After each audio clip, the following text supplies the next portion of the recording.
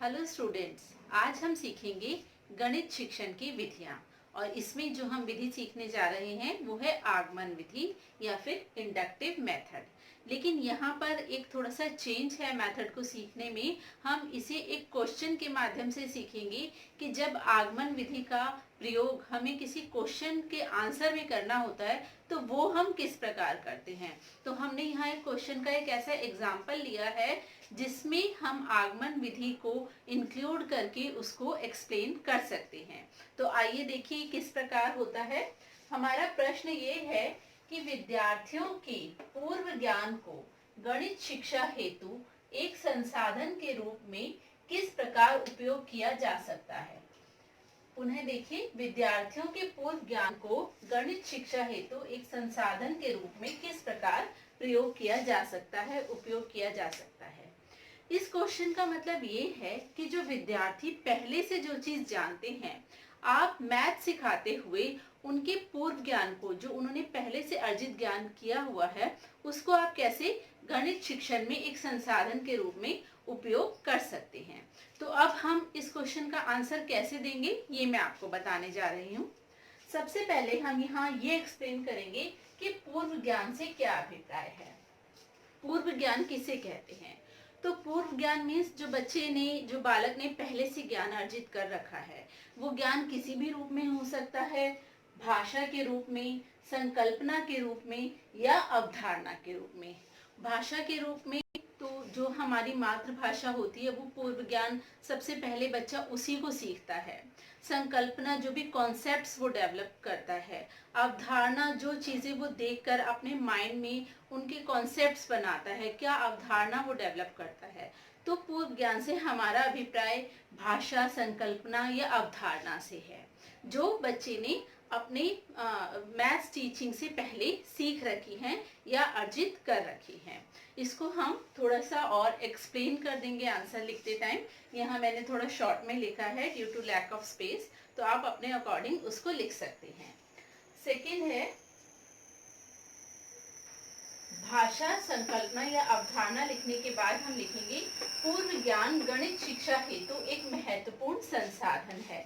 हम क्वेश्चन की ही लाइन को एक्सप्लेन करेंगे कि ये बहुत महत्वपूर्ण संसाधन है, क्योंकि ये बहुत जरूरी है कि बच्चे को भाषा का सबसे पहले ज्ञान हो।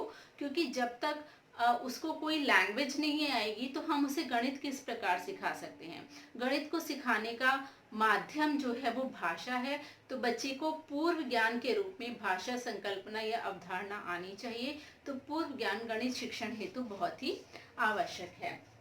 अब हम आगे देखते हैं आगमन विधि। आगमन विधि या inductive method, very important method of maths teaching. तो इसमें क्या होता है, जो आगमन विधि है पढ़ाने की, उसमें हम उदाहरण से नियम की ओर चलते हैं। हम बच्चे को पहले उदाहरण देते हैं और उसके बाद उसको नियम बताते हैं। फर्स्ट पॉइंट इसमें ये होता है। सेकेंड पॉइंट विशेष से सामान्य की ओर। हम एक पर्टिकुलर विशेष चीज बच्चे को दिखाते हैं या कोई विशेष कॉन्सेप्ट बच्चे को दिखाते हैं और उसके बाद से हम सामान्य की ओर जाते हैं। अब ये किस प्रकार होता है ये मैं आपको एक एग्जाम्पल के थ्रू आगे एक्सप्लेन करने वाली हूँ।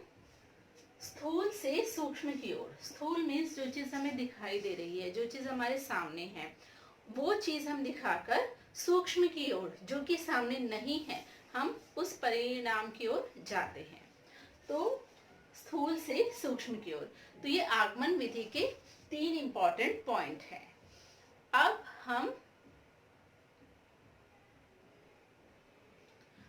हम देखते हैं कि ये जो आगमन विधि है, आगमन विधि में क्या होता है। जब हम गणित शिक्षण हेतु आगमन विधि का प्रयोग करते हैं तो हम छात्रों के पूर्व ज्ञान को ही एक संसाधन के रूप में प्रयोग करते हैं। अब वो किस प्रकार करते हैं, अब मैं आपको इसका एक उदाहरण देकर समझाती हूँ। आपको भी उदाहरण देना है आंसर लिखते समय।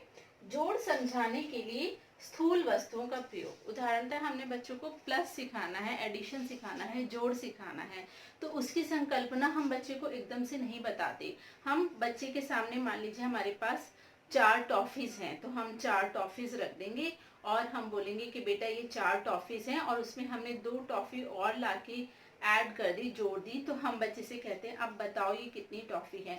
तो बच्चा उसका आंसर देता है उसको गिन के कि पूर्व ज्ञान क्या है उसका, पूर्व ज्ञान है वो क्वेश्चन को समझ रहा है भाषा के थ्रू। सेकंड, उसको गिनती आती है। पूर्व ज्ञान क्या है, गिनती। संकल्पना, वो टॉफीज जानता है कि हाँ ये एक एक ऑब्जेक्ट है, तो ये सब उसका पूर्व ज्ञान है। अब जब हमने उसको जोड़ सिखाना है तो हमने उसके पूर्व ज्ञान को यहाँ पर यूटिलाइज किया।